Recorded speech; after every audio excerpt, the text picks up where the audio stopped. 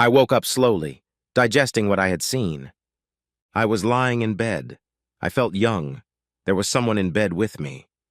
Memories seeped into my consciousness. I smiled at the thought. It was the morning after my wedding. Lying next to me was my newlywed wife, Sherry.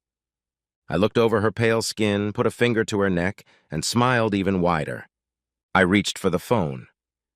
20 years earlier, I reached for the phone. The shrill ringing woke me from a light slumber. I glanced at the caller ID and whined. I knew what was waiting for me. I picked up the receiver. "Hello?" I lied. "You're late again, asshole." Yes, my ex-bitch wife. I harbored a vague hope that it might be one of my two sons.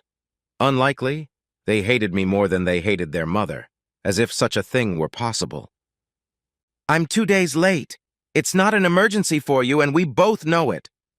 "I don't care," she shrieked. "You're going to pay me that measly $200 a month, whether you like it or not." "You've got plenty of it. Why don't you and Vint just get married and leave me alone?" I felt hot, even though I knew what was coming next. "None of your damn business what Stuart and I do. Learn how to pronounce his name for a change, you dog shit." "I know how to pronounce your names, Scary Sherry and Stuart Screwdriver." I realized the complete lack of a decent rhyme. I just enjoyed steaming it up. "Just send the damn money now," she shouted and hung up, loudly, obviously a landline with a receiver. I stared at my iPhone, pondering, very briefly, why Steve Jobs hadn't foreseen the need for such an app for his signature creation. Then I looked at my surroundings. I lived in a small, and I mean small, condo, 2-bedroom, 1-bath, purchased before I met Scary Sherry, and thus not a marital asset, and the stairs were my only source of exercise. Not a bad place to live, but at this stage of my life and career, I should have lived much better. I sat down in my chair, a shabby but reliable souvenir of my bachelorhood days, threw my head back and started a little pity party. I'd been a dropout for 3 years when I met Sherry. Bachelor's degree in accounting, good job, nice apartment, saving money left and right, about to take the CPA exam. Life wasn't just good, it was wonderful. Then I met Sherry. In retrospect, I can say she was hard on herself. She pursued me with righteous fire. She was going to get on my damn train, so there you go.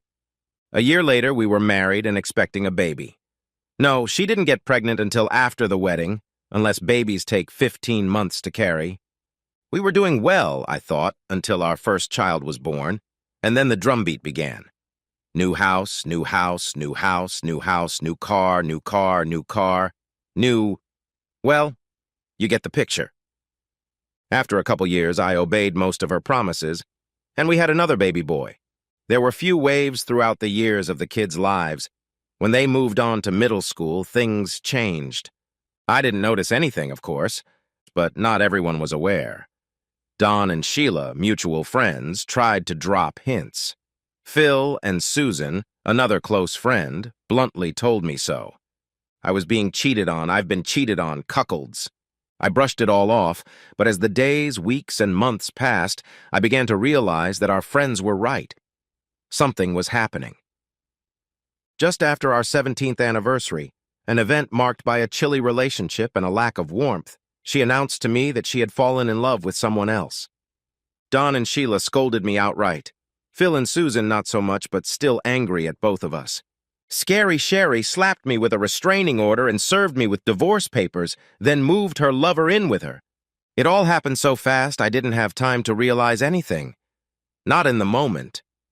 The judge treated me with great sympathy. She questioned Strashila Sherry and Stuart the Screwdriver, that's what I started calling them, about their extramarital affairs. They smugly accused me of everything in the world. Judge Kosar shredded their arguments, and while she acknowledged that I would have to pay the mortgage on the house and child support for the children who everyone thought were mine, her words, this elicited a barrage of swearing from Scary Sherry, for which she got 3 days for contempt of court. I would have to pay my beloved ex $200 a month in child support. More swearing, another 3 days for contempt of court. And so life went on. I sat in that comfy chair and felt sorry for myself. And then everything went white. I thought I was dead. I felt no pain, no transition. I just sat there, and everything around me was white. No, make that clear. Colorless. Not transparent, just, nothing. So this is death, I thought. I looked around, saw nothing, and enjoying the seat, sat. Soon a figure approached me. Nothing distinguishable, just a figure. She sat across from me where, I don't know. Tired of this shit? I heard myself say.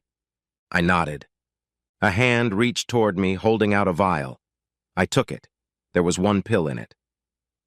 "That's all she needs," came a voice. 20 years earlier, I woke up in the honeymoon suite again. There was water running in the bathroom. I remembered. Sherry had taken a bath alone before introducing herself to me. We'd never had sex. I'd honored her wish to initiate introductions on our wedding night, and she'd declared her desire to present herself clean in front of her husband. I looked at the nightstand. There was a vial with a single pill in it. I pondered for a microsecond before pulling out the pill. As I remembered, we toasted each other with a small shot of, you guessed it, sherry. I dropped the pill into her glass. It disappeared immediately. Finally, it reappeared. We had a glass of sherry each, and then went through all the twists and turns of the wedding night. We fell into a deep slumber. I woke slowly, not quite sure if I was dreaming. Then my senses turned on. Next to me lay my newlywed wife, Sherry. I looked over her pale skin, put a finger to her neck, and smiled even wider. I reached for the phone. "Please hurry! My wife isn't moving!" I gave more information and then leaned back in my chair. I grinned and got dressed. I needed to find a new wife.